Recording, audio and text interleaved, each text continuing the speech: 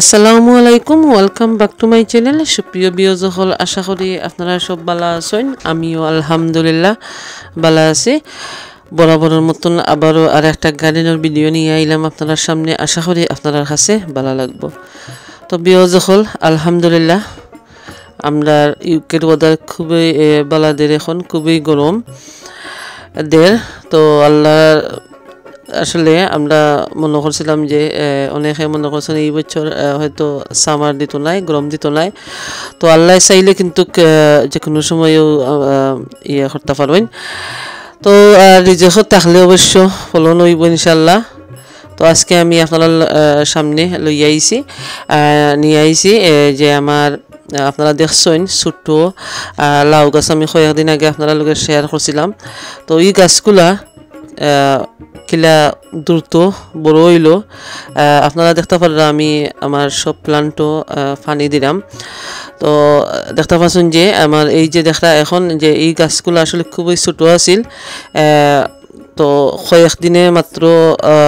কয়েকদিন আগে আমি রোপণ করছি।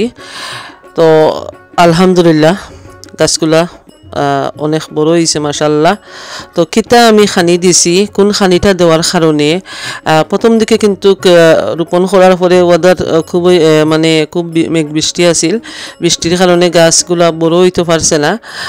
তো বৃষ্টির মধ্যে কোনো সার দেওয়া গেছে না, জৈব সার বা যে কোনো সার দেওয়া গেছে না।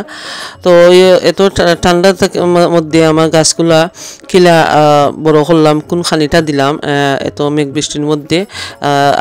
দেখতে পারে এখন দেখাইলাম আপনারা কত বড় হয়েছে গাছগুলা। আলহামদুলিল্লাহ অনেক শুক্রিয়া, অনেক বড় হয়েছে গাছগুলা। তো কোন খানিটা দিছি আমি ঠান্ডার মধ্যে দেওয়ার ফলে আমার গাছগুলা আজ এই পর্যায়ে আইছে। তো আমি ভাবছিলাম হয়তো ফাতা খাইতাম পারমু, খালি জাস্ট লাউ শাক খাইতাম পারমু। তো আলহামদুলিল্লাহ আমার যে পুরানা গাছেও আমার যে লাস্ট একটা ভিডিও শেয়ার করছিলাম 1G কাটিং করছি, এগুলো তো কিন্তু লাউ আসা শুরু করছে। অবশ্য আগামী কোনো এক ভিডিও শেয়ার করবো। আর আজকে আমি শেয়ার করবো আমার যে ছোট্ট লাউ গাছগুলা বৃষ্টির মধ্যে আমি কিতা পরিচর্যা করছি, কোন খালিটা দিছি, গাছগুলা এত দ্রুত বড় হইল। আশা করি আপনারা ধৈর্য সহকারে আমার পুরো ভিডিওটা দেখবা।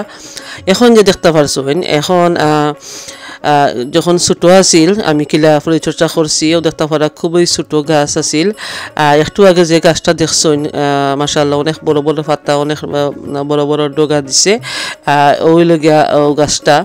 তো আমি মেঘ বৃষ্টির মধ্যে আমি কোনো সার দিছি না, দিছি দেখতে পারা আমি 4 প্যাকেট নিছি।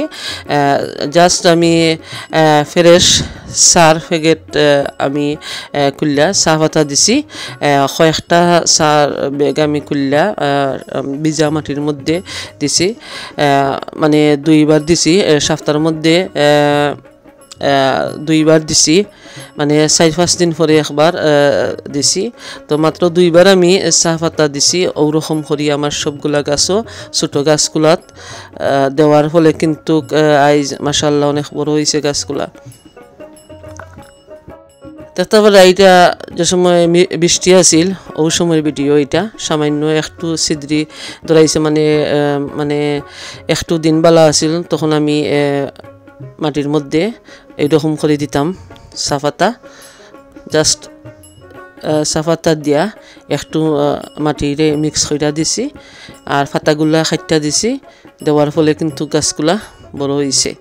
তো ওরকম কইরা যারা গার্ডেনিং করা বা এখনও অনেকের গাছ ছোটো আছে, আপনারা চা পাতা ওরকম দিলে আর এক্সট্রা কোনো আর আমি ফার্টিলাইজার দিছি না, কোনো লিকুইড সার দিছি না, কারণ মাটিগুলা ভিজা আছিল। তো এখন তো আলহামদুলিল্লাহ অনেক সুন্দর ওয়েদারদের। আর তো ওরকম কইরা আমার ছোট গাছগুলার পরিচর্যা করছি। আপনারা ওলা ঠাই হয়ে দেখতে পারবা। শুধু চা পাতার মধ্যেও কিন্তু অনেক গাছের লাগি অনেক উপকারী জিনিস আছে। আর এখন ওয়েদারদের মোটামুটি আলহামদুলিল্লাহ অনেক বালা। তো ওদের যখন ভালো হয়েছে তখন আমি সার প্যাকেট ভিজাইয়া জাস্ট সার ওভারনাইট রাখিয়া আমি লিকুইড সার পানি দিছি, মানে 5টা প্যাকেট আধা লিটার পানির মধ্যে ভিজাইয়া রাখছি। রাখার পরে আমি ওভারনাইট রাখিয়া তারপরে আমি আমার ওই যে ছোটো গাছগুলোর মধ্যে আমি দিছি। দেওয়ার ফলে গাছগুলো কিন্তু অনেক বড় হয়েছে। আর মাশাআল্লাহ যে ওয়ান যে কাটিং করছি এই গাছগুলো অনেক বড় হয়েছে, অনেক ডগা দিছে, অনেক ডালফালও দিছে। তো আলহামদুলিল্লাহ আগামীতে নিয়ে আইমু আপনার সামনে আমার গাছের লাউ কতটা ধরছে। ইনশাল্লাহ রিজেকও থাকলে কিন্তু খাওয়া যায়, আল্লাহ দিবার হইলে যে কোনো সময় আল্লাহ দিতে পারবেন। তো আশা করি আজকের ভিডিও আপনার কাছে ভালো লাগবো। ভালো লাগলে প্লিজ লাইক কমেন্ট শেয়ার করতে ভুলবা না। আমার চ্যানেলটা সাবস্ক্রাইব করে আমার লোকে থাকবা। এখন আমি আপনার কাছ থেকে বিদায় নিলাম। আল্লাহ হাফেজ।